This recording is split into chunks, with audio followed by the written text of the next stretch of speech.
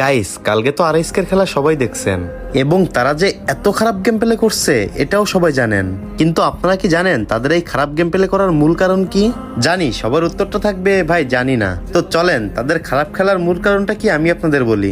আপনাদের সবার প্রিয় আরএসকে টিমের প্রতিটা মেম্বার থেকে এই তথ্যগুলো পাওয়া। আর তারা বলছে তারা তাদের ডিভাইসের জন্য খেলতে পারি নাই। আপনারা হয়তো অনেকেই জানেন না, বড় বড় স্পোর্টসে কিন্তু নিজেদের পার্সোনাল ফোন দিয়ে গেম প্লে করতে দেয় না। সেখানে মূলত যেসব স্পোর্টস প্লেয়াররা অংশগ্রহণ করে তাদের সবাইকে একই রকম একই কোম্পানির একটা ফোন দেওয়া হয়, আর সেই ফোনেই তাদের গেম প্লে করতে হয়।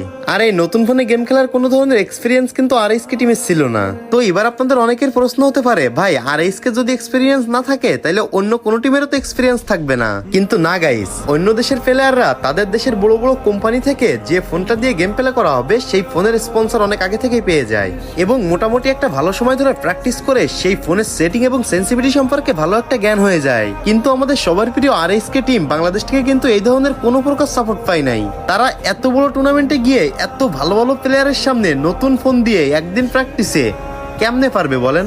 সর্বশেষ একটা কথাই বলবো, আরএসকে টিম দেশকে রিপ্রেজেন্ট করার জন্য দেশের জন্য অনেক কষ্ট করছে, কিন্তু এই দেশ তাদেরকে পর্যাপ্ত সাপোর্টই দিতে পারে নাই। Bad luck RSK team, bad luck Bangladesh free fire community.